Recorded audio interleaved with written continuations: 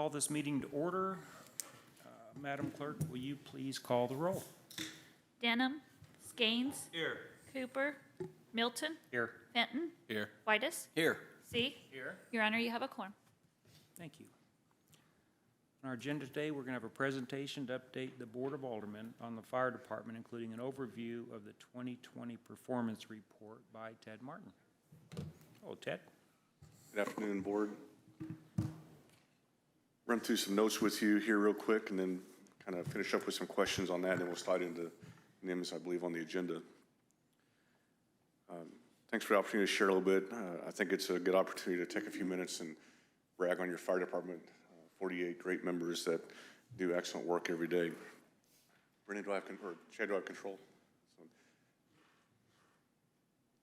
You gonna need one of the cat chasers here too? He says I have control. Try it one more time. There you go. There we go. So our mission statement, and kind of a lesson learned from Dr. Davis at College of the Ozarks, I always take home with me every day, is just to be mission focused. Firefighters want to do it all. They want to do everything. They want every tool. They want every toy. They want every resource to provide services, and yet we've got to remain mission focused. So about 3 or 4 years ago, we revisited our mission and vision statement, and the mission statement has been updated to be that we want to compassionately provide fire rescue operations, risk reduction services, and emergency preparedness to the Branson community.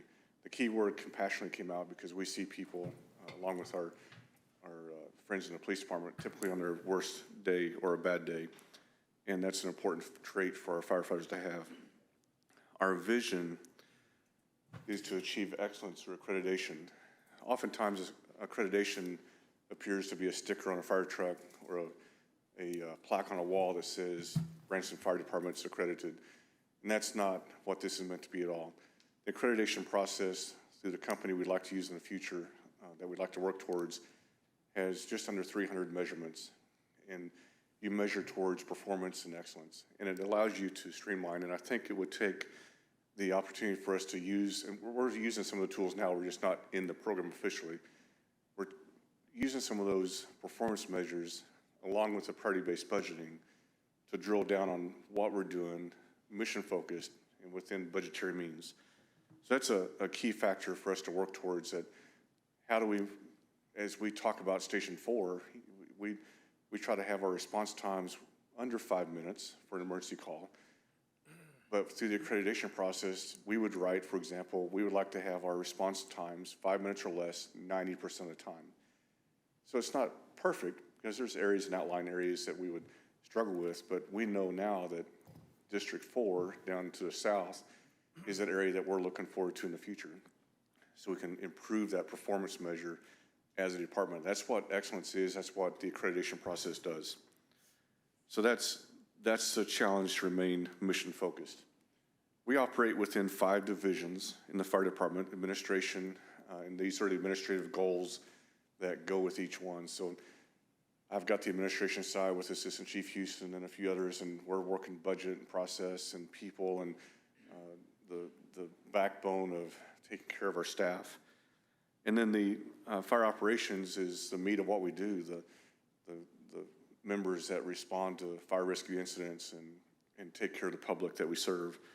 And tech services is really the value of community risk reduction that we focus on. The firefighters want to use their big red trucks, and they want to use fire hoses, and they want to do their thing. But today's fire service truly is focused on risk reduction. You've spoke about that before from your previous business, for example, that how do we reduce that risk? Our goal, my goal, is I'd love to see fire losses remain under $1 million a year in this community. When you think about the value of the Branson area, that's a pretty substantial, lofty goal to me. We're going to talk about that more in a minute. But it's community risk reduction from partnering with other folks from the health department to our police department. How do we make Branson that safe vacation destination, that safe place to work, live, and play? That's what we're doing. And we should be challenged to be in that role, not necessarily dragging hose every day. We don't want to see, I remember Nevada, Missouri, years ago, had boarded up buildings from fires. They had a tornado hit the town square, and it just looked ugly for where my family was kind of from originally. And we don't want to have boarded up buildings in our historic district or shells or basements out on Highway 76, so much less our residential base and the people who live here for sure. So that's a big focus we'll talk about more in just a minute.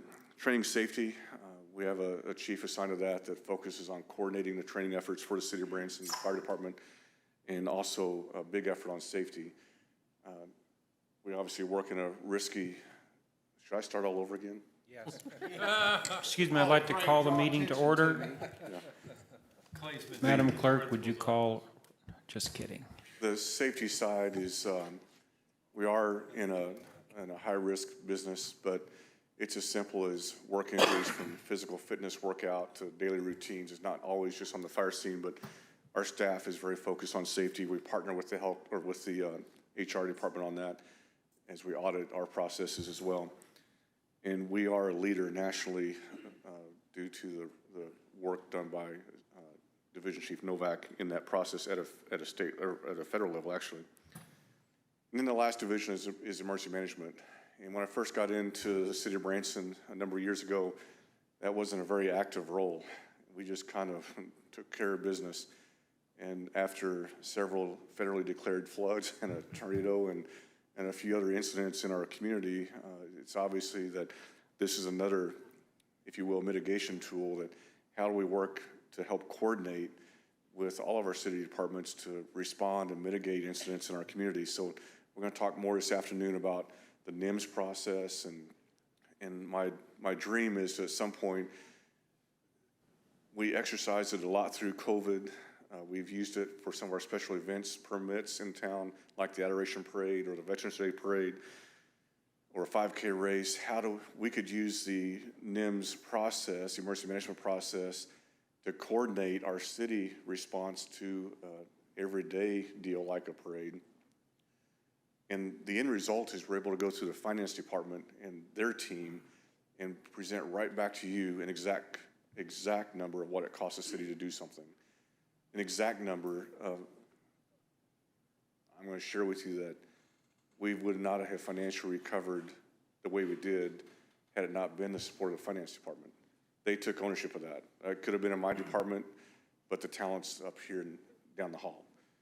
And so we've been much stronger at recovery efforts due to that partnership. So that's your 5 divisions in a snapshot of what they do. This is the kind of the organizational chart for who we are. If you reviewed the document a little bit, we run the fire chief and the assistant chief, and underneath that is the division chief of training, division chief of operations, and the division chief of tech services. We do not have a chief officer in the emergency management side. We dual role that position with me and the division chief of operations. And then the workers, the staff that really do the meat of our work, down to our battalion chiefs and our captains and engineers and firefighters throughout. So there's 48 great members in the organization, and we're currently down, effective next week, we'll be down 1 person, which has been remarkable during this time of challenges in public safety.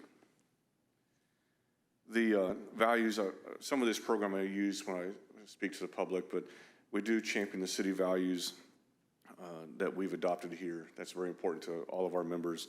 We're also guided by our city strategic plan and the priority-based budgeting. We're starting to enter that as a city now. The marching orders were given yesterday for that process as we look forward to 2022 for the next budget cycle. And then I would be remiss if I didn't just ask that we make sure that all of us test our smoke alarms. It's community risk reduction. So when was the last time that you truly tested your smoke alarms in your home? That's a challenge even for a fire guy to remember to do that occasionally, unless I'm cooking maybe, for example. Ted, is that what that guy was doing with that sledgehammer testing? Yes, yeah, that was when we had the Scott Combat Challenge here for several years at Branson Landing. The incidents, you can see a 5-year trend of where we are. We were down just a little bit in 2020. There's several reasons for that. One is obviously the weeks that we were closed as a community following state and federal guidelines. There's also, we made some changes to our false fire alarm response. We continue to try to reduce those. It's a constant challenge. And then we've made some modifications to our emergency medical responses during that COVID time to reduce risk to our staff. And so that's why you'll see a little bit of a reduction. We are trending way, way, way back up again this year, and you can credit that to a community-wide increase as well. So you can see that we ran 101 working fires last year. That's about an average trend as you look across the board there, anywhere between 60 and 100 a year. But that's everything from car fires to golf cart fires to structure fires, natural cover fires would be called a working fire. So in our community, we champion a very, very low fire amount in our community. The slide I would be most proud of is this loss chart. As I mentioned a minute ago, my personal goal is to love to see personal property way below $1 million a year. When you think about $1 million in today's economy and the purchase of a new home, the purchase of a brand new car or truck, the purchase of a hotel, motel, or attraction, you think about the value of the city of Branson in property. When you look at a $600,000 fire loss, I would call that very remarkably low. When you look at the second line on that chart where it says property saved at $376 million, I think that's something to brag about, the firefighters that work here.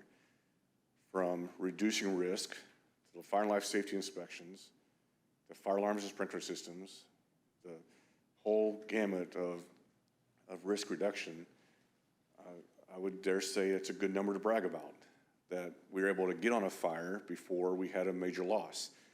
When you look back to 16, I don't recall exactly what that was, but that was probably I believe that was the motel across from the Wax Museum. It was probably a big factor in that, across from your theater. So it doesn't take much to hit a big number, but I'm very proud of the dollars saved, again, credited to the staff that work here.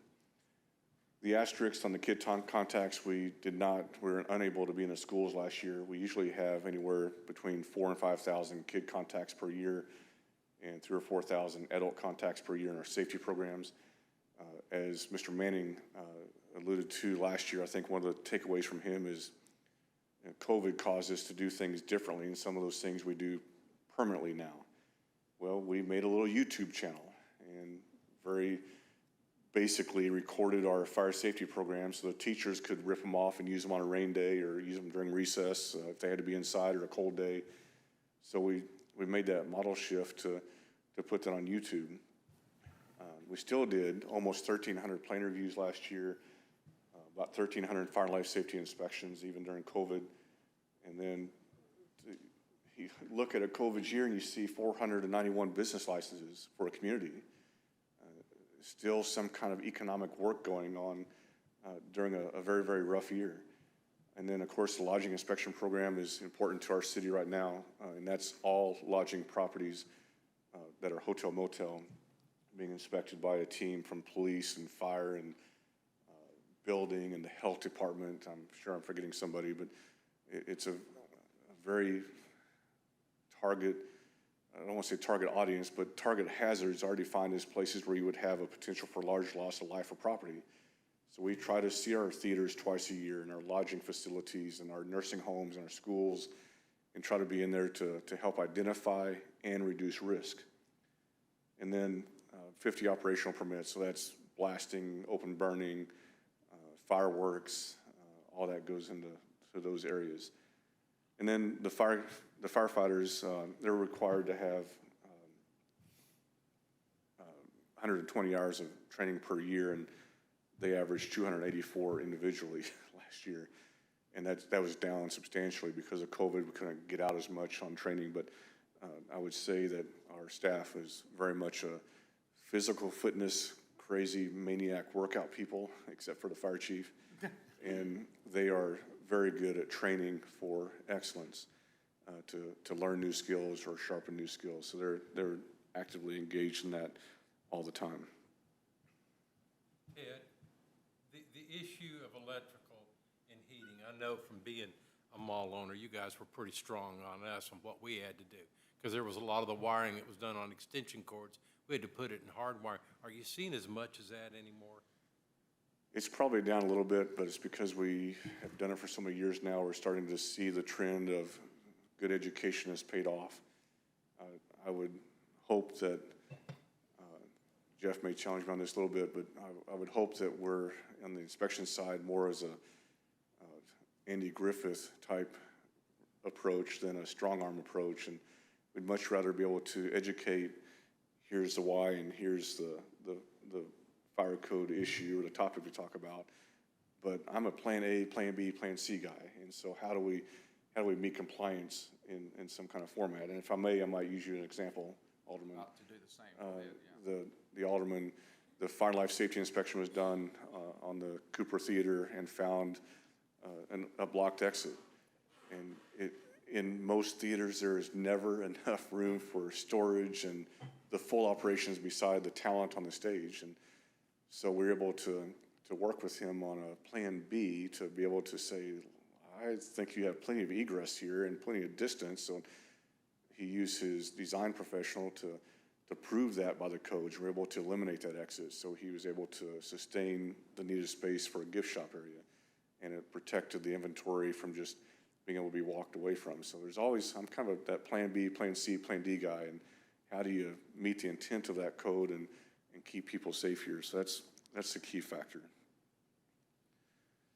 The budget was at $4.4 million. Of course, the majority of that goes to personnel expenditures, health insurance, retirement, everything in vacation leave, sick leave that we're very much afforded to in this city as employees, and appreciate it. So majority of that goes to operations. Emergency management's the smallest part. Tech services, again, most of that is personnel expenditures, and same thing in administration. And so even through a COVID year and holding the line, if you will, on the budget process to sustain personnel, I think was what we were instructed to do. Is we're gonna do everything we can do to not have layoffs and furloughs citywide. We were still able to accomplish a few things. One came because of a grant. We received a $330,000 grant from the federal government to replace all of our air packs. And so that was a big savings to our budget and the public safety fund to be able to pull that off. So you see in that top right picture, they're doing some training with them when we received them. And that's a huge factor. So we're able to still replace some various gas detectors, ladder belts, foam, ladder testing, pump testing, things that were designed to sustain our daily operations to the public. We were able to manage even during a very, very tough year in our community. We also established a partnership through another donation, anonymous donation, that we were able to add weather stations across the community. And this is kind of post Ride the Duck incident, that we have partnered with Stone County Emergency Management, and we have weather stations at Blue Eye, Reed Spring, and name of the town just blew by me, on the west side of the lake, another school district. And then we have them at Branson schools, several of our fire stations at the Branson Recplex, and they're live online. You can have access to them as an app on your phone, but we're able to see now weather systems as they approach from the west and the northwest and the southwest as they come into our area, and see live data in our community. So you can think about the partnership, and this is kind of emergency management driven, but to be able to use that resource even for our Branson Recplex, to see what the humidity is, to see how much rainfall they had on the grasses, on the fields, for example. And that came again through a donation to our community. So thankful for continued progress even during a very difficult year. All of our staff, I just take a minute to briefly share that sometimes an image of a firefighter is you come to work, grab a glass of iced tea, a recliner, and you wait for the tones to go off. Experienced. Thank you for the visual. The Branson firefighters are not that way.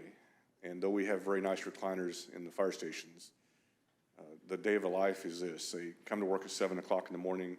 They spend about an hour and a half on the fleet and the equipment. All of that is very expensive. It has to be operational ready. You can't call 911 and we say, sorry, we need to jumpstart the fire truck. So all that has to be ready to go at a moment's notice. They then spend about an hour and a half per day on physical fitness, either on respiratory or cardio or physical strength training.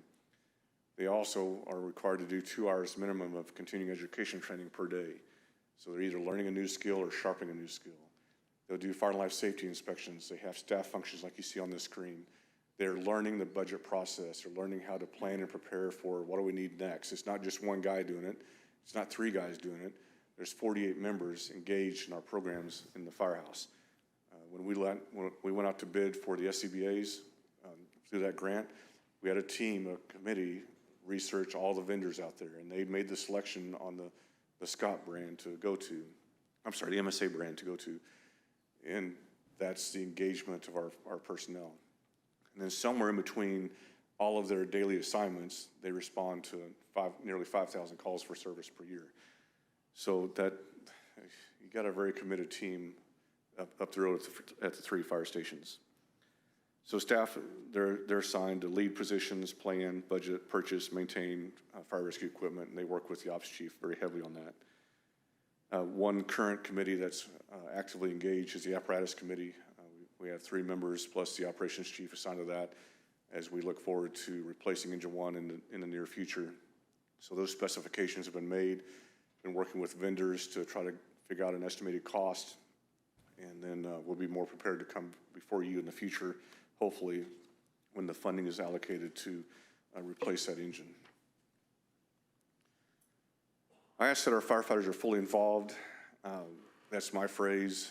I do credit Mr. Von Appen. He has a commercial company that does it, but when I became the fire chief, I asked them to be fully involved at their work. So they are very engaged and active and connected with what they do. Fully involve their family because some of us, like me, work a 20-80 work schedule, plus or minus, right? The firefighters automatically on their shift work 2,900 hours per year, working a 24-hour shift. That makes it very difficult on families sometimes. And so I want them to be, if their child's in a Little League game, what can we do to get you there? And then fully involved in the community. Can they be a part of Rotary or part of something in their community or a Sunday school teacher or whatever it might be? And the ultimate goal is just here, as we're engaged, is just take care of Mr. and Mrs. Smith. That's everybody. Visitor, resident, doesn't matter. As we work on these core values that we champion with our firefighters, from the city values to their personal values to the Ozark Mountain legacy of family, faith, friends, flag, and future. There's ways to champion that as a firefighter every day. And I love, Alderman Skanes, you've been around a long time, and this comes from, just went blank. That happens with age, right? I believe it's John Earl Chase from the stadium up at the junior high school that was quoted as, talent gets you noticed and character gets you recruited. I can hire folks that can be firemen, but it takes a character to be successful, and that's what we're looking for when we recruit in the fire department. When you look at being fully involved, I want to share, I didn't bring copies for everybody, but when you look at our roster, and I know this is far away from you, we currently have 26 members with more than 10 years of service, 4 members with 5 to 7 years of service, or 5 to 10, and 14 members with 1 to 5 years of service. And so very pleased with our staff that have chosen to work here, many of them for a long, long time. And so it gives credit to what this city does in benefits, for example, is very important to our staff, and the working atmosphere that we have here as a city. So I think that credits those numbers a little bit there. They're also involved at local, state, and national levels. We have members involved in the Fire Marshals Association of Missouri. Chief Fogel has been the president of that organization. I've served as an officer in that organization in years past. The Missouri Safety Blasting Board, I serve on that committee at the pleasure of the governor. The Safety Officers Association, Chief Novak does that at a state representative level to the federal level as well. Missouri Task Force 1, I have a guy that slings himself from a helicopter for some crazy reason at a state team. And then disaster medical assistance teams, the DMAP, we have several members on that have responded to the hurricanes in Louisiana or to the COVID incidents across the country. We've also helped champion initiatives that have gone either viral or statewide or regionally. And two examples locally that we helped champion with Springfield Fire Department, City of Springfield, is a universal approach to tents. We're getting tents all over this town right now for fireworks, for safety and safe use of tents. We had one at the Super Center several years ago that was not properly ballasted, fireworks tent, and it blew into Kohl's parking lot. That's a pretty long travel. So those are things that we do not want to have someone injured within a tent. And then food trucks.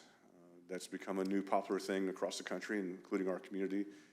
And then finally, Randy Fogel also participates at a state level within the attraction side for like zip lines and the mountain coasters and things that are very unique to our community that we try to, when you look at pyrotechnics and blasting and the attractions, legislation has sometimes come down to be very, very reactive at the state level.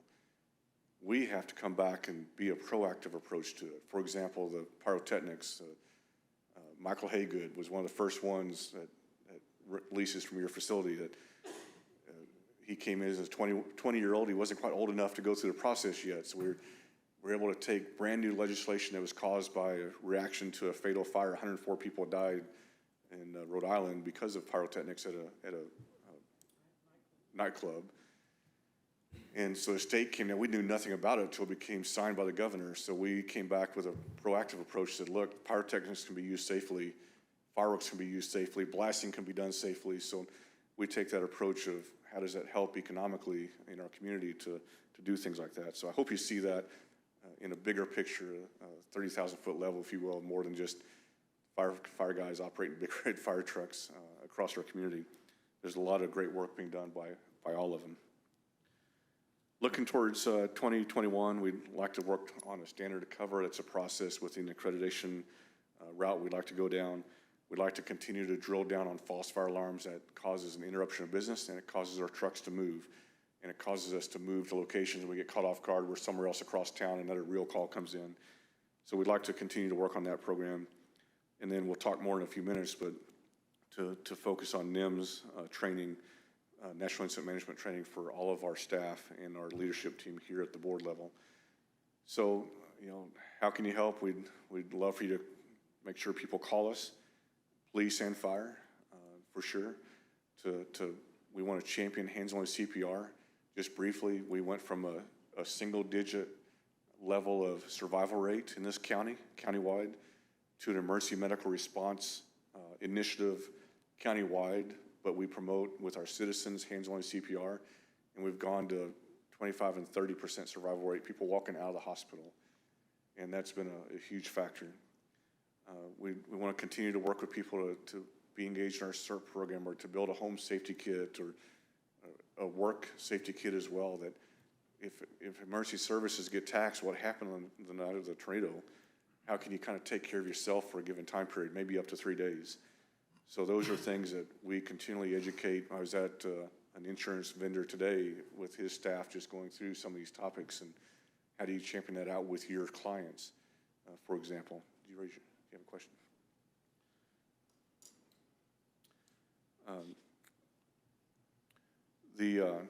The last slide on here is just kind of who we are, and you'll see guys working fire scenes to training to our new initiative of water rescue training. If you want to look at our YouTube video or our Facebook page, you'll see a great couple of videos out there. The last one from the water rescue training last week that I'm very proud of, that was fulfilled through a donation to train 2 in-house trainers, 12 members, all the equipment, the boat, and they are rocking the world and have responded to 5 water-related incidents already this year, which is a very low incident, very high-risk type call to go to.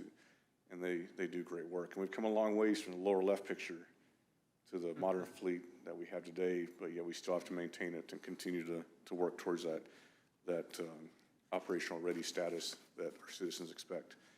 So that ends the first presentation. Any questions I might answer based on our annual performance report? Or Could you go back to that organizational chart real quick, please? you go. I think it's very, very important. I think what I'd like you to point out, if you would, Ted, without putting you on the spot, what that would have looked like without our public safety initiative and how that organizational chart changed and became better during this time. The advantage of this chart, based on the public safety tax being passed to support the current, or the previous operational budget, was the addition of the 3 battalion chief positions, which is a 24-hour supervisor. And we had 3 firefighters on a grant that was about to expire. And we were looking at the point that we may not be able to fund those 3 positions. So it supported 6 positions through that passage. We're also trying to plan for the right timing, keyword right timing, to do Station 4. We're looking at the COVID year, we're looking at the current budget. The finance director is looking 5, 10, 15 years out of trends on that tax. And I think it's fair to say it's a little bit scary as we try to fulfill another commitment to improve that coverage to the south. But it has to be done right, has to be properly funded and equipped. So that's where your city team works on those areas. It's not just the fire chief, it's working with engineering and the finance director and public works and utilities and everybody else. The other thing with, we were discussing with the severe weather warnings for those aldermen that have not been through that emergency management system you have down there to see that. I think that they do need to go see that and spend some time. But once you receive these weather warnings, how do you disseminate that back out to the community, i.e., let's talk about the ducks just a little. Okay. Well, we'll shift into, can I just start the next PowerPoint? I might Yeah. answer that question better if that's okay. Are we on the agenda properly for that? Thanks. You need to introduce it, or are we okay? Do I need to introduce it Okay. while we're here? Let me work right into that. Okay. That's a good question. So again, mission focused, part of that mission statement is emergency preparedness for a city. And so that's a big role for us. And again, in years past, our biggest thing we talked about in emergency management since I've worked here before all the floods and tornado and everything else was the year 2000, preparing for that. And that was the big hot button, but times have changed since Yeah, they have, bud. 9/11 and a few other things that have happened here. So within the emergency management side, our goal is to plan and prepare and to establish resources to respond and mitigate the effects of natural man-made and technological disasters. So what does that mean? We have a much stronger emergency operations center now. We're slowly improving our outdoor warning siren process. We've partnered with other people on initiatives like what's called the EOC in a Box, I'll talk about in a minute, that has gone viral, and storm policy for outdoor warning siren use that went viral across the state of Missouri that was started here. So those are things that just always want to reevaluate. Can we do it better and more efficiently? So our goal really is prevention, the actions to avoid incidents. What can we do to avoid a really bad day? And well, guess what this city's doing? It's taking a huge undertaking right now to find grants and funding and support to build the wall around the water treatment facility. We've been this close so many times to losing it. Yeah. And that's not, Stan, if I can quote you, I think, and maybe Kendall, that we lose that facility, we lose half the city for sewer, as I recall. So through documentation, grants that you get through emergency management, the finance department jumps on those and tries to secure that funding to prepare us as a city to sustain that operation down there. The mitigation, how do you reduce those effects? So you look at some of the properties along Lake Titicomo that have added additional wrap along the lake, for example. You look at your Branson Landing has a complete 404 permit that it's designed to shut down elevators, HVAC equipment, propane tanks. Now I think it's all switched to natural gas, but there's a lot of features in that landing that the public's maybe just not aware of, that they stayed pretty operational during the major floods. Mainly if you had gas, propane or natural gas, you might have had trouble there, but a lot of the retail stayed open. And so those are things that we get to focus on. And in recovery, to restore services, to do debris cleanup. Cindy is an expert in the Parks Department of debris cleanup because of Stockstill Park. But it's also the houses that are along the riverway that we've mucked out and provided dumpsters for in the past, and just help people get back in the motion again. And then the last bullet point that I wrote down on that was the financial recovery. So we work diligently, all city departments, to use the NIM system to document truck usage, how much debris, how much manpower, what rating of manpower, overtime, not overtime, and that all gets funneled back into the finance department that would work the recovery side financially. And I'm going to say that it probably saved our goat over the past several years for a good Ozarks term, and probably helped protect our reserve funds, if I had my guess. But that's what those are for. Jamie uses that term. That's what reserve funds are for, but we try not to ever take ourselves down below that. And that's one step to making that happen, is good, solid financial recovery.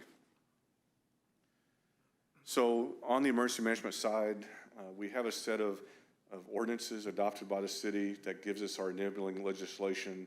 We have a county-wide local emergency operations plan. When I jumped in this position, the state came in my office and said, you need to revise the local emergency operations plan. I said, oh, I don't have time. I'm swamped. And you realize that if we're having a bad day in Branson, Taney County's probably having a bad day. So I went to the county emergency manager and said, can we make one local emergency operations plan countywide that involves all law enforcement, all fire, all EMS, the hospitals, the health departments, the electric companies, utility companies, the list goes on. And we built all those annexes countywide, and we have appendixes for our city, like we have storm sirens, the Branson alert system, things that are unique to Branson. But we get to operate together now through that LEOP.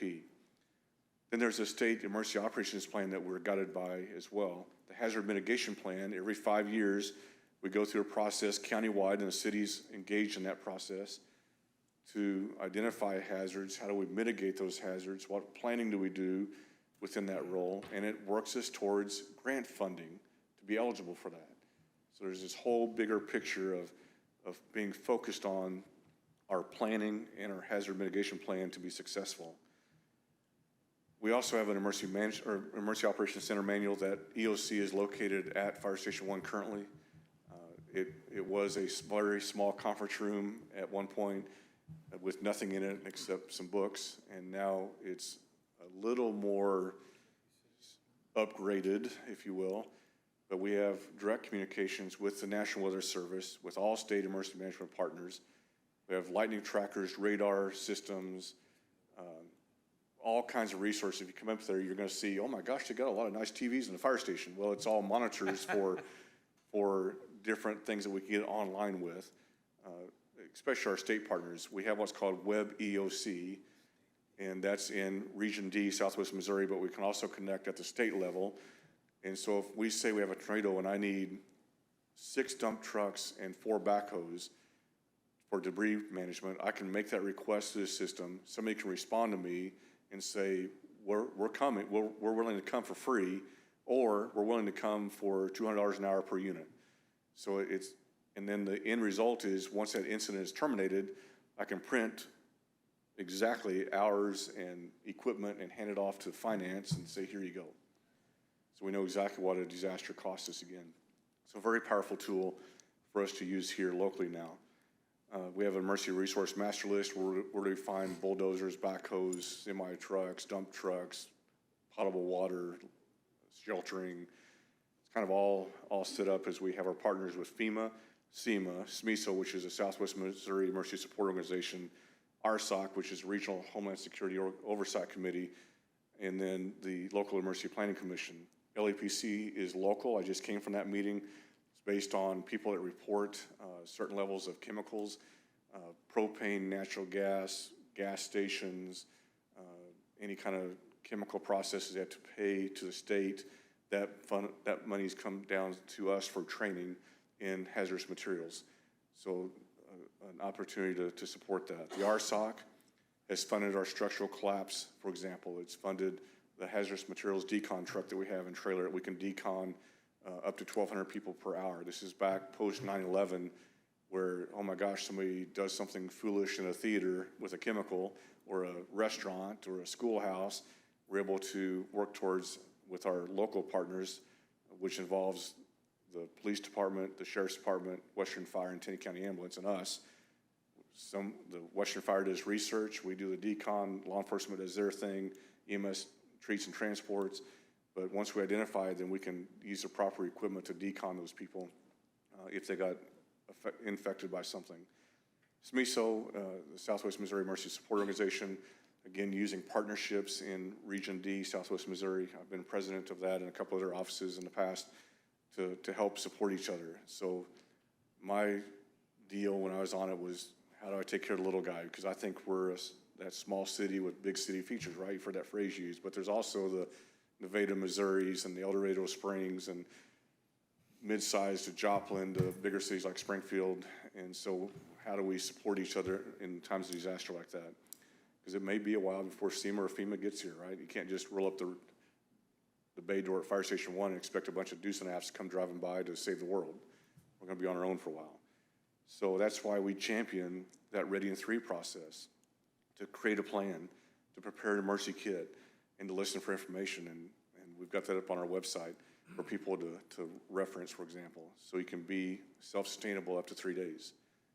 There's the extreme preppers that may go for weeks, but if we could just get everybody to do 3 days, that would be a great, great resource for us. We've also done some initiatives here. We have people involved in what's called the incident support team.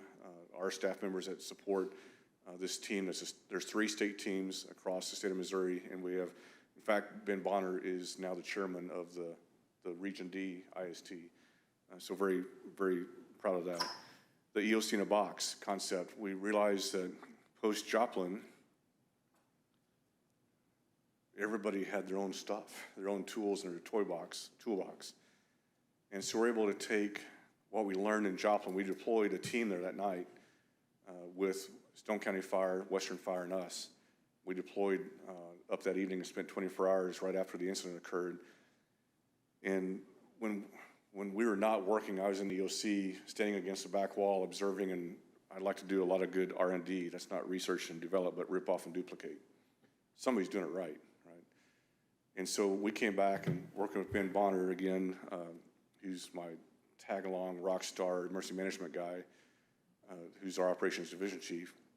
We developed what's called the EOC in a box. It's something that I couldn't justify doing on our own because it was very expensive to do parts and pieces, but by cooperative purchasing, we wound up getting 14 of these kits in Tennessee County at the Branson Airport, Western Fire and their emergency management, Hollister, Forsyth, us, so that if something happens, we work from paper to our C drives on our laptops to flash drives and other electronic means until we can get back up on the internet. So everybody has the same assets countywide now. So if it's a bad day, I'm going to be calling for help, right? Or if somebody else has a bad day, they may call us for help. So we can load up this kit in a staff car and go to work. And it's a great tool that we did here, started right out of the Branson Fire Department. So the Emergency Operations Center, this is a couple of snapshots of a couple of shots there, but we did a complete remodel in 2018, gutted part of Fire Station 1. Jamie in finance was very supportive because it was the most ugliest bathroom, voted #1 in Branson, Missouri. So I say that in jest, but it was a facility that needed some work. And so we're able to improve the resources and the assets that we have to operate more efficiently. The EOC is where our city staff may come up, the directors or their number 2s, as we work through the planning process or the financial side of things or logistics or operations. So it's not uncommon to have, at a minimum, police and fire working in there during severe weather in this room. So we can have Web EOC up, the National Weather Service chat, which is a direct link to the Weather Service with us, the radar services that we have. And so that's where it comes from. I would also brag about when you talk about involving other departments, we were very successful on the recovery side, response and recovery in the Leap Day tornado because of our ArcMap GIS. the work that Curtis does upstairs is phenomenal. And the assets that he can get to us momentarily. So some lessons that we learned in Joplin, used the national grid, and we were able to, within a matter of minutes, we had, even though there was no power here, we got power ran up to them, and we were able to print maps off of the national grid and start doing search and rescue and labeling buildings and doing damage, and all that came into play, and then he's mapping it for us. And so when you see that partnership, emergency management doesn't necessarily tell you what to do, but it coordinates our response. And you can see that there's a lot of rock star departments sitting right out here, part of that. Planning and zoning, when you look at it, the building department for damaged buildings and who can re-enter a building because of structural issues. So we absolutely whacked the building department team. So we used what's called the SAVE Coalition, which is a statewide program brought on by the governor. It's architects and design professionals, engineers, that kind of do windshield look at buildings, that can identify safe to enter, caution, or not safe to enter. So they came in and supported the mission of the building department. So that, just another example of how that works. And then just coordinating, the upper right picture is a whole lot of alphabet soup of big federal partners and state partners that were here for the Ride the Duck incident. This was the first use of the EOC after the remodel was for that incident. So we're able to use our assets and their resources to make that initial post-incident investigation and response to that. The lower right was at our training center for police and fire, and you see a whole lot of different partners. It's an exercise around an incident at Whitewater. So you see in that picture, State Patrol, Silver Dollar City, the fire department, the police department's off to the side, the Whitewater staff. So our whole goal is to focus on that preparedness, response, recovery, mitigation. That's what we do. And it's probably more so now than ever before. So the city currently has 24 outdoor warning sirens across the community. Last year we replaced 4. Most of those were grant funded in 2020. We are switching models. The upper left picture is the old Cold War sirens that I've been trying my hardest to get rid of, and Administrator Dobbins is right there behind me on it to get rid of the old equipment. And we have 2 left. One's in your backyard, and we're working on it. It still works every Wednesday. Yeah, so it's still there. And but you see the partnerships in the photos. Public Works helping clearing land. That backhoe's on the new Fire Station 4 property. So we've got a siren out to the south now that's upgraded. Empire Electric and White River Valley have both been helpful with drilling holes. The vendors that we use, they don't have the drill rigs to drill this nice Ozark Mountain rock. And both the utility companies have been very kind to help us do that at no cost. And then we're able to replace 4 sirens last year, and 3 were replaced and 1 was new in that. With the outdoor warning sirens, it's either darn if you do or darn if you don't, or you do like them or you don't like them, and I choose to like them with purpose.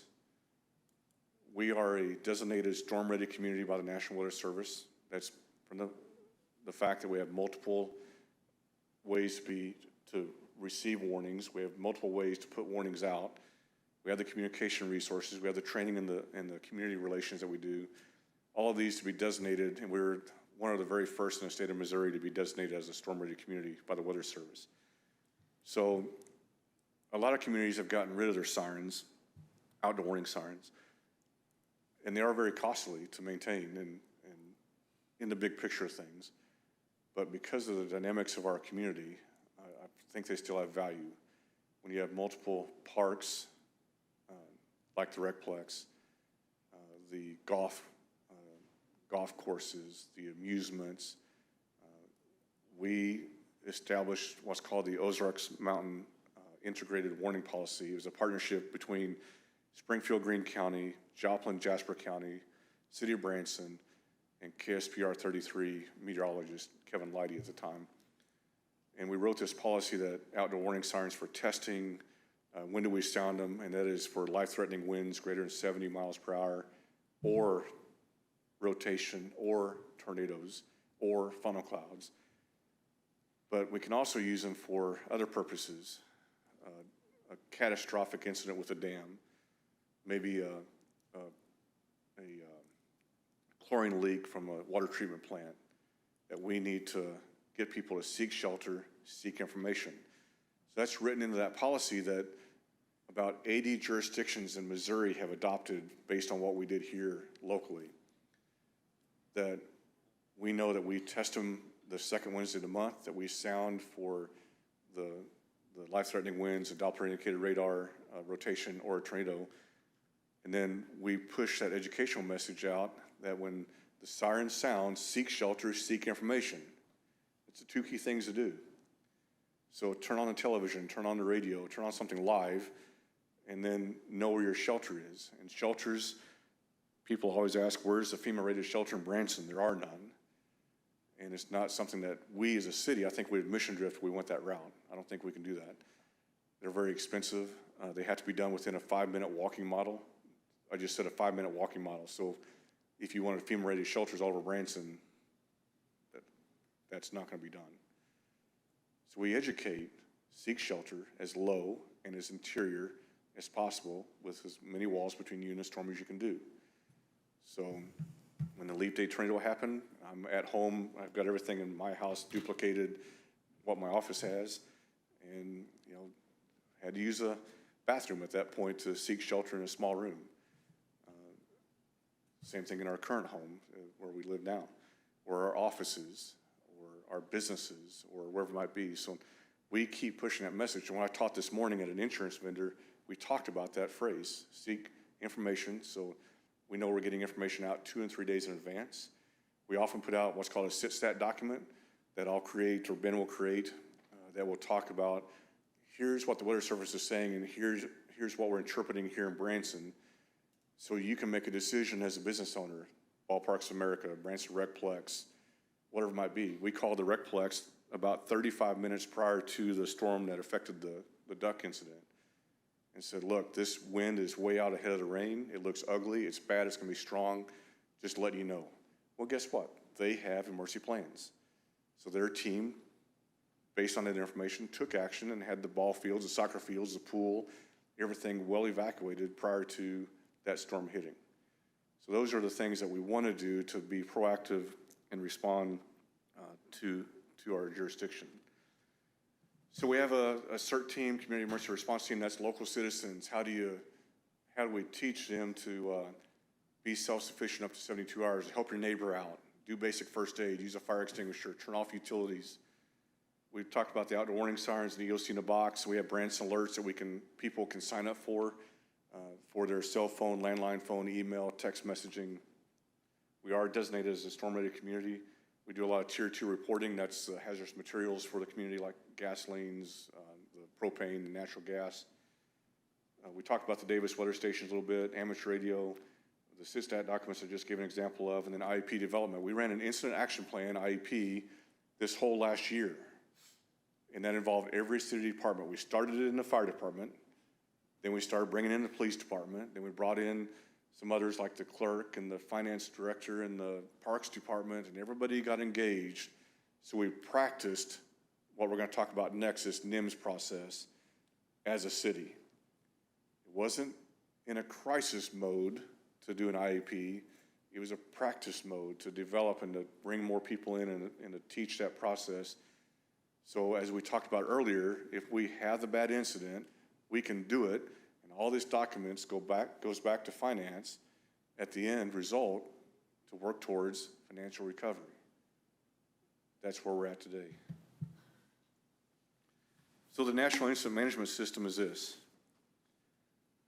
If you're not familiar with it, I'm going to send you a document in the next week or two that's going to be some homework for you.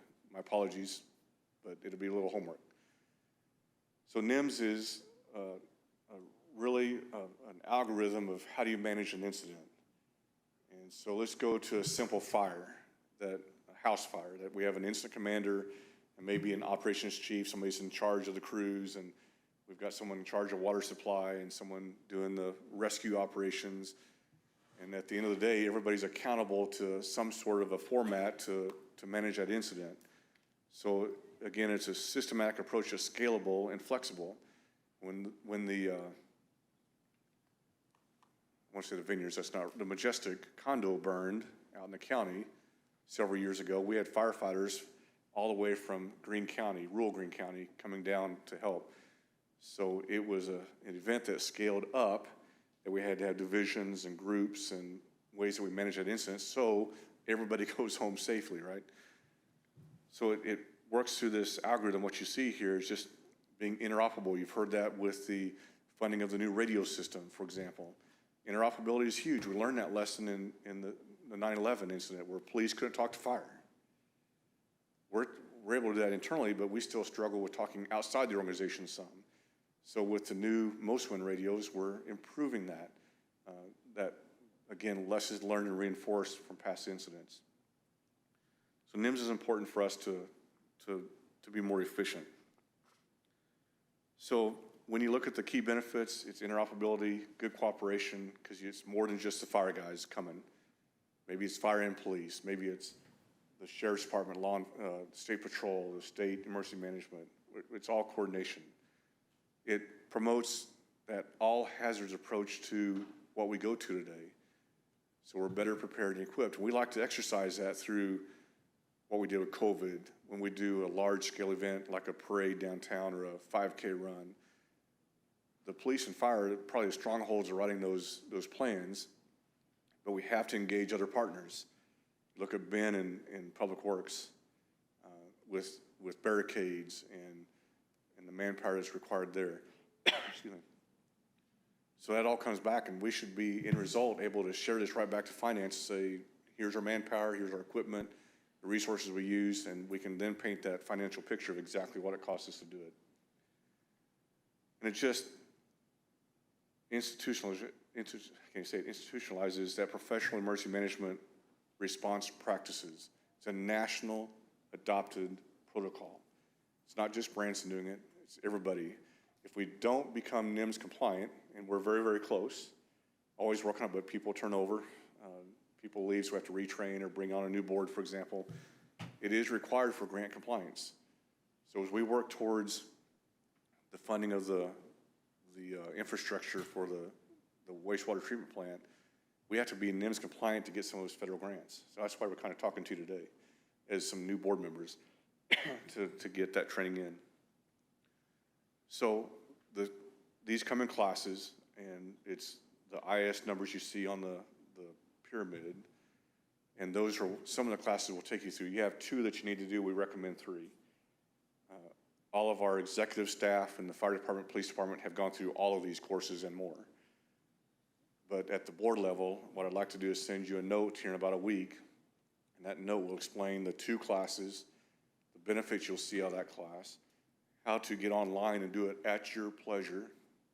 You can do it at 2 o'clock in the morning or 2 o'clock in the afternoon, it doesn't matter, and there's no cost. The benefit is we get our board NIMS compliant, our new board, and you're engaged in, if we have a large-scale incident, you'll know where you fit into that NIMS process.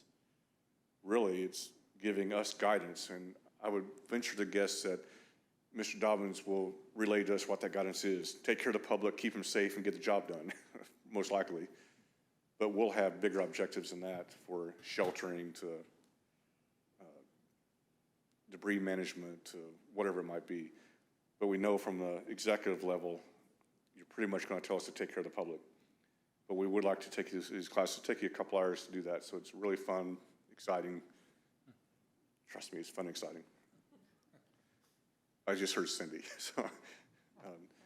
So anyway, we'll take you through what's called the IS 100 and IS 700, and we'd like to take you through the 402 class. But both those first 2 classes are really introductory levels. And what you see in the picture is we've been doing this with our staff. And again, with a little staff turnover or being able to get everybody through the classes over time. Ben Bonner is our internal instructor. He's a rock star at it. He's passionate about it, about teaching. He gets great reviews statewide on this. So this is a lot of your city staff taking, I believe, a NIMS 300 class or 400 class. And so they're engaged in that process. So we'll get you this website. I'll walk you through a simple memo of what the the expectations are and how to get there and make that happen. But know you're a very important part of the NIMS process as well.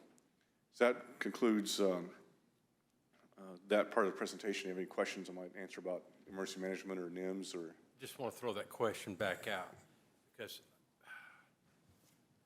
I saw the aftermath and sat in on it my first year from the Ducks down the hall until the city manager kicked me out of the meeting, which is okay. I get that. But how do you communicate to the public that something like the, what's it called, derecho, comes in high winds? How is that communicated back out? I know the sirens might go off, but those are confusing.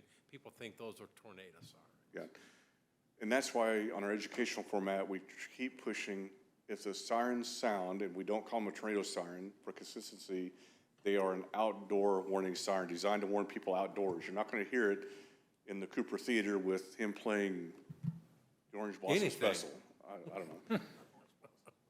In insulated homes, insulated businesses like your law office, you're not going to probably hear the siren. So they're designed for outdoor application, the golf courses, the attractions, the water parks, our parks department. So we use that phrase, outdoor warning siren. Then we use the phrase, I like to use bullet points to teach with, so it's seek shelter, seek information. Then we go from there on the educational standpoint. It's if the smoke alarm sounds, you roll out of bed, fall and crawl like a baby, get outside, stay outside, same format. So it truly is that. Then because we're a storm ready designated community, we have multiple ways to get the message out. It goes through an algorithm. You have live broadcast media. Let me back up. We encourage the NOAA weather radio, number one.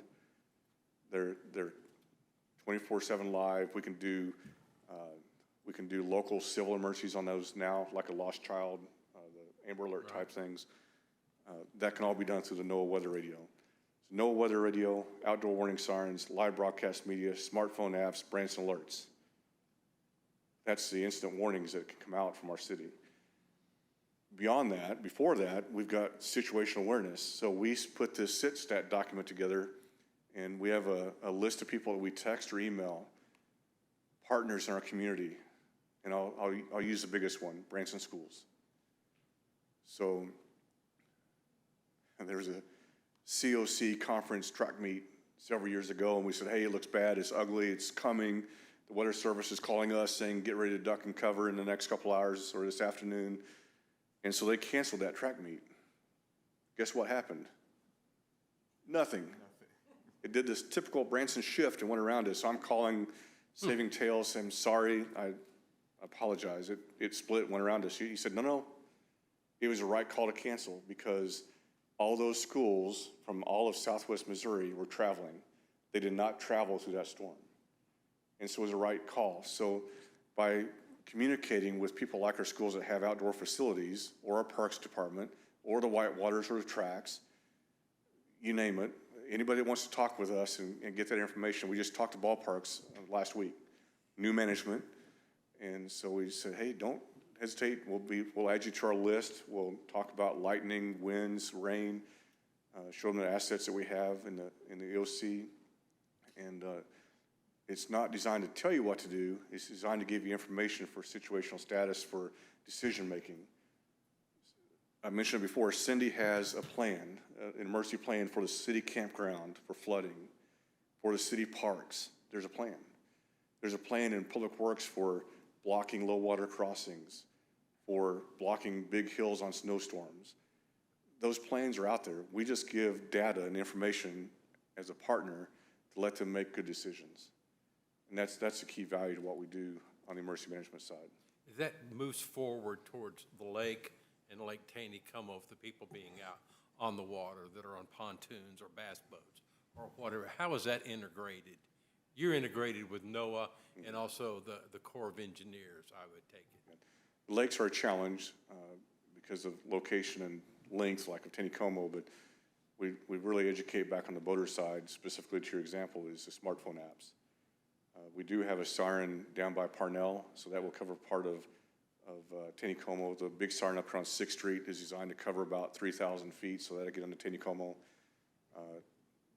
I would like to put a future siren out near Chateau Mountain. Well, guess what? We'll will encroach on the lake on that on purpose.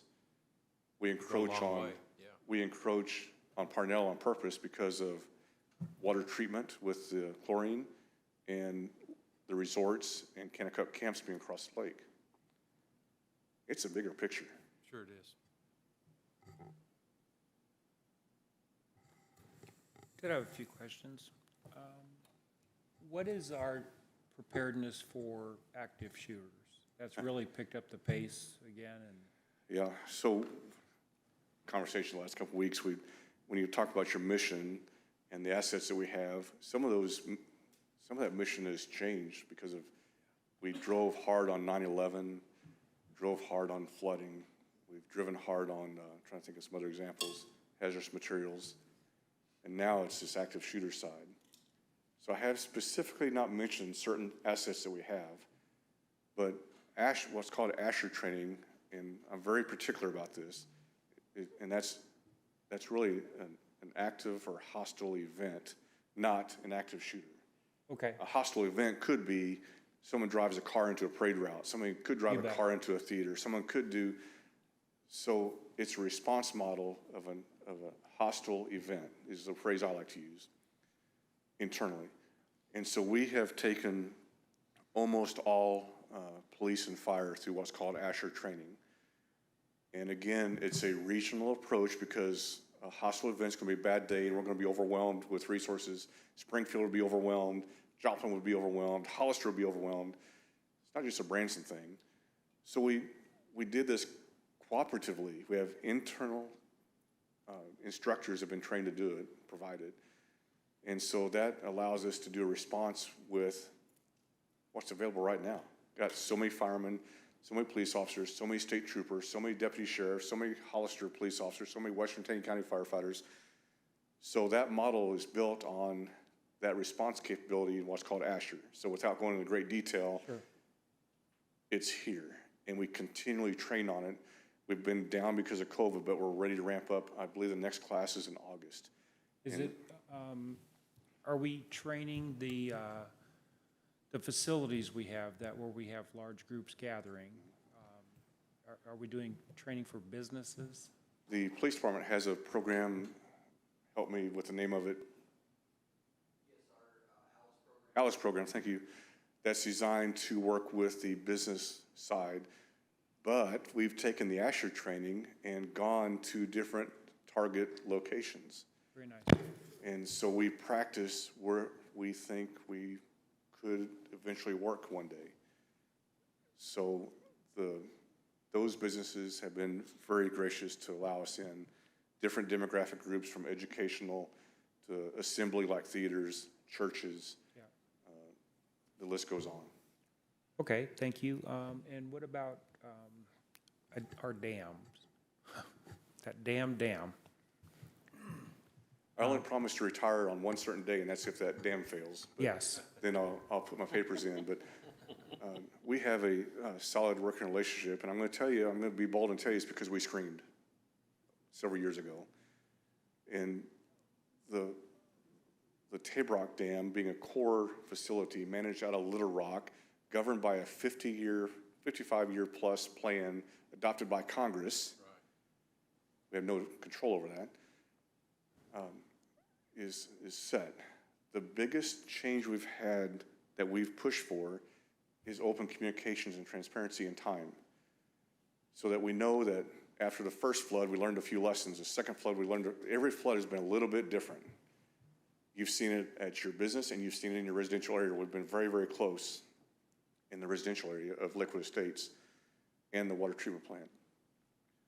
So the biggest factor has been we take their information and we start making decisions based on we take their number and either increase it by 25 or 50%. We caught them off guard because one flood, they said, hey, we're going to 40,000 cubic feet of water per second. I said, great. We took our planning process to 75,000 cubic feet of water per second. And the guy said, I'm sure this is where we're at. And 2 hours later, he said, hey, guess what? And we were already planned over that next increase. So that comes down, like on Branson alerts, we have the notification for a geographical area around the lake, Taneycomo. So we can hit numbers or addresses or emails within that geographical area, and people can sign up even for more notification. So we'll send out situational awareness. Hey, the Corps of Engineers called, in 1 hour we will go to blank. And one of the last floods, we did 18 notifications in that 24-hour time period, just to let people know. He's driven it and required it. And we've championed that, I think, that we're gonna take care of the public downstream. And that's been huge to build that relationship, keep the communications open, and get that notification. And it could be 2 o'clock in the morning or whatever it might be. And then you take internally for a city and go back to the Parks Department world. They've got a lot of guests down here to support. So they know we've got a river gauge now on that engineering put in on the bridge. So we can take that data from the Corps, the data that's live from the bridge, and then Cindy's crew can make the decision-making model based on just empty. Usually it affects 6 campers, and it affects the first road, then the second road, then it's just a bad day beyond that. But that plan's in place. And so it's been exercised, it's been done, and they do great work at it. Thank you. Well, I'm very, very impressed. I feel confident in our emergency management team. What I hear from our community is they have a high level of confidence, and I just wanted to say thank you. Key response is thanks for your support, and as we've got a lot of partners in the room right now that make it happen. It's not just the EOC and the fire station, it's your all departments doing it. Any other aldermen? Mr. Mayor, let's throw something back out there again. I think you need to expand on the issue of open communication between police, fire, county, state, regional, and the like. I think, would you spend just a little bit of time on how that's evolved? Because it used to be a mishmash of mess. I would say it was very territorial, more than a mismatched effect. And the message has been that we need each other to be successful. This quote's a previous city administrator, but he said, you can never put a police officer or a firefighter on every street corner and stop every fire and every crime. And there's limits to that. And we have to prepare for daily operations and be thinking about the bad day, but we have to work together. Well, then you bring in the MOSWIN radio system, for example. You bring in what we've done with our local emergency operations plan, now being a Taney County operational plan. We're doing more and more cooperatively. The Asher is probably the best example. Post 9/11, it was a hazardous materials.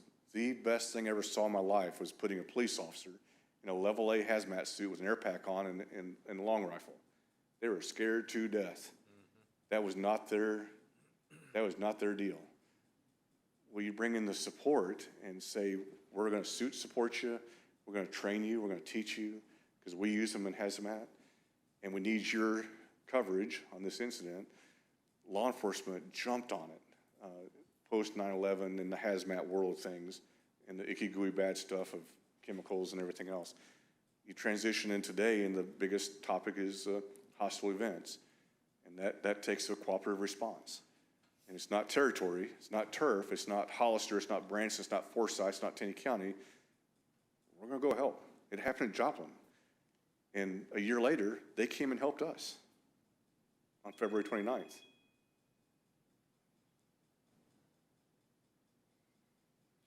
Any other aldermen? Ted, thank you Thank so you. much. Appreciate it. Next, we'll have a presentation from Cindy Shook about our Branson trails.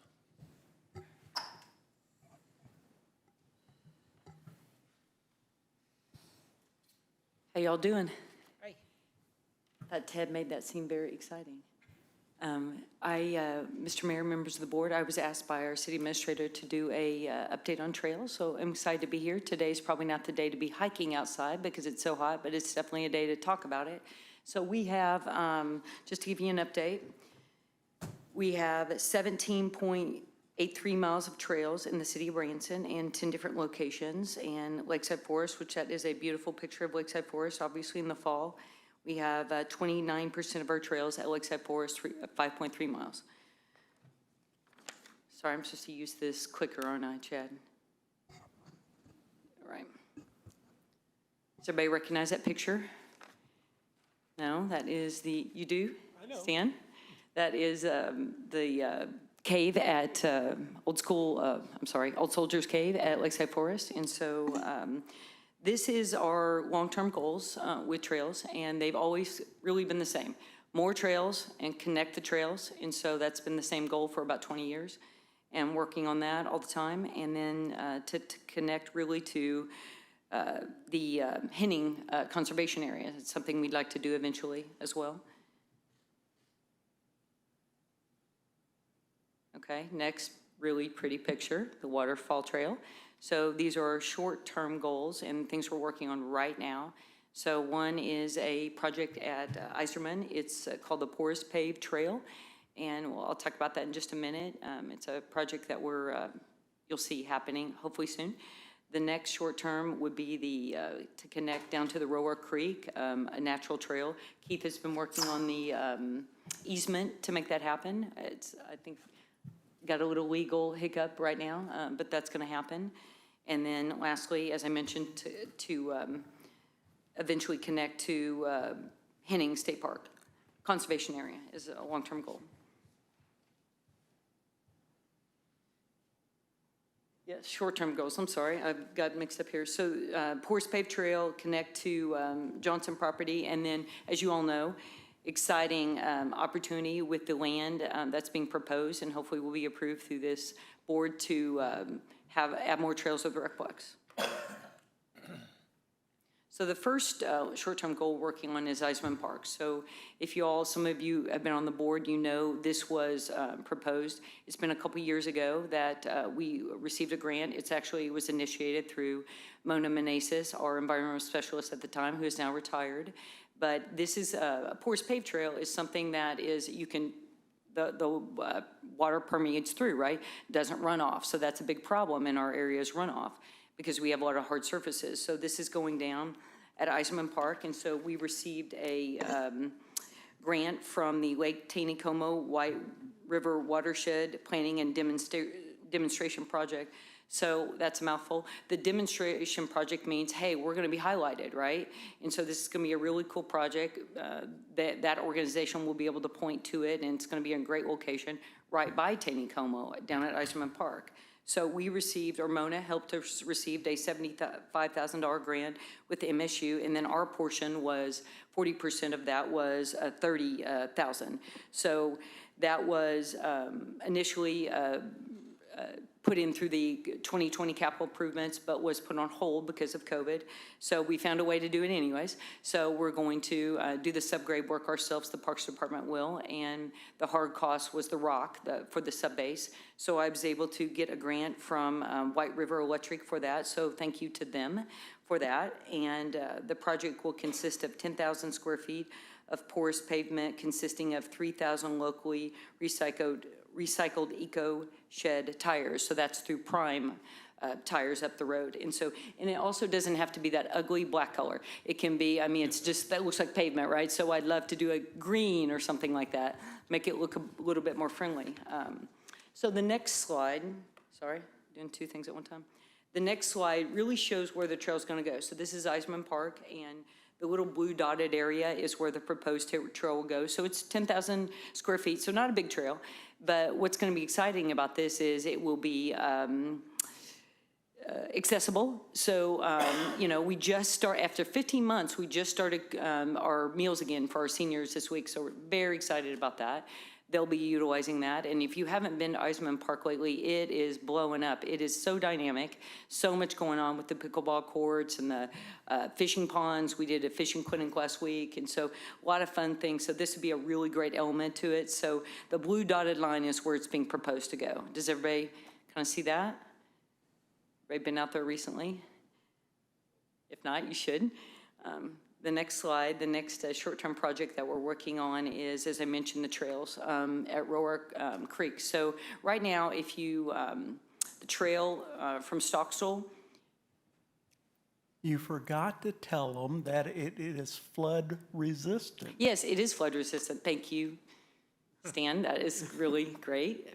Then it won't that's tear really up one if of- it floods. That's really one of the big deals. I'm sorry, yeah, you're right. I mean, it won't, and that really leads into the next slide, because this Royal Creek Trail, and that's a beautiful picture of Royal Creek, is, we have right now the trail that goes across Stocksville Park and connects behind facilities maintenance through the Ledbetter area, and then just kind of dead ends, right? And so this easement that Keith is working on will move the easement away from the creek to more closer to the railroad, and that is because of flooding as well. So that has flooded so much, and so if we ever want to put a hard surface there, we were afraid that that might be damaged because of flooding. So we're working on that easement, and when that gets done, we will just sign that if we're, I think that was approved as part of the 2020 capital budget, but that was also put on hold because of COVID. So, but let me just move to the next slide real quick. So I don't know if you all can see this. So there are two potential routes. Let me go back one second. The second bullet is there are two potential routes once you get across after the Waterfall Trail. There is the Bicknell Family Holding Company. So once we could either go that direction if they would work with us on that, or the other one would be through Treasure Lake. So let me get back to my map. Curtis, of course, made this map, as always. Great job. So the purple down here, if you can see it, oh, thank you. The purple is the current trail, right? The current trail through Stocksville Park and, down to the creek. And then the red dots would show two potential paths, right, to connect our trails. So one is through to the right would be the Bicknell family, and I believe there was some conversations with, when Matt Felice was still here, possibly with them. And then the other one would be through Treasure Lake. So this is just a long-term vision of how we connect our trails. And then once you get past the red dots and we're able to possibly secure that, then the green would be Henning. So we would still have to connect to Henning. You know, you see their existing trails. So really long-term goal. This has been, Curtis described, this has been his goal the whole time that we've been here, or he's been employed, same as me.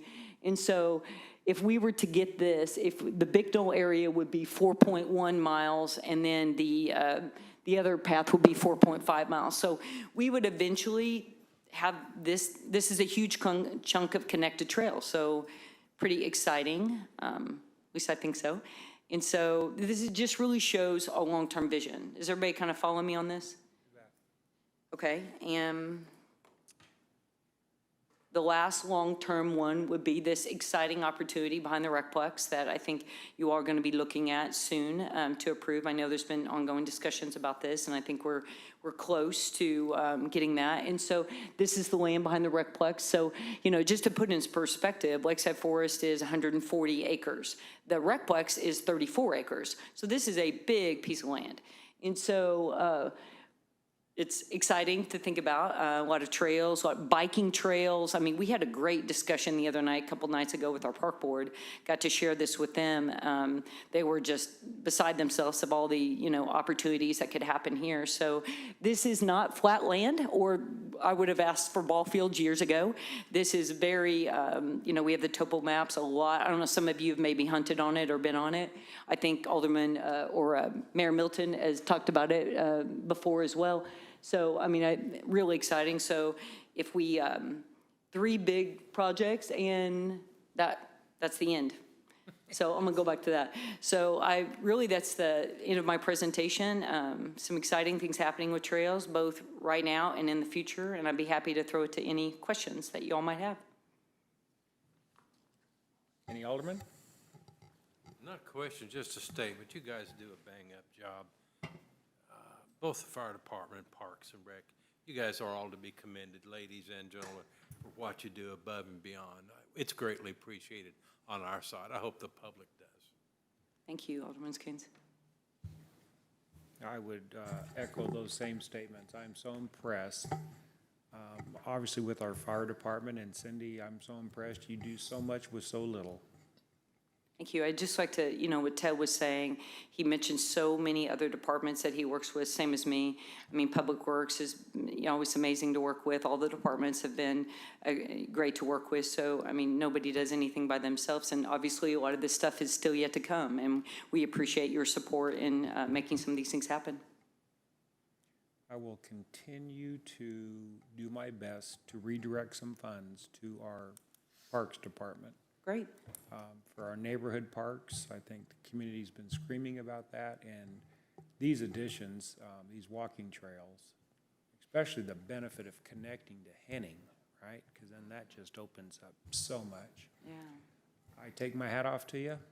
I'm a big cheerleader of yours. Thank you, and I appreciate, I was used to, through the years, have said a lot to our city administrator, Stan, about funding and, priorities, and he's always been, as a former police chief, such a proponent of parks and how that helps with crime and these kind of things. So we look forward to what we can do, but excited about the future. So thank you for having me today.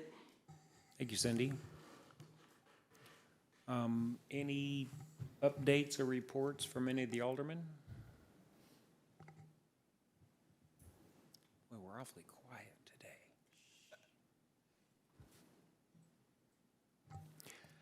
Hearing none, do I have a motion to adjourn the study session? So move. Second? Second. There you go. All in favor? Aye. Aye. Opposed? Motions, meeting's adjourned. Thank you all for attending.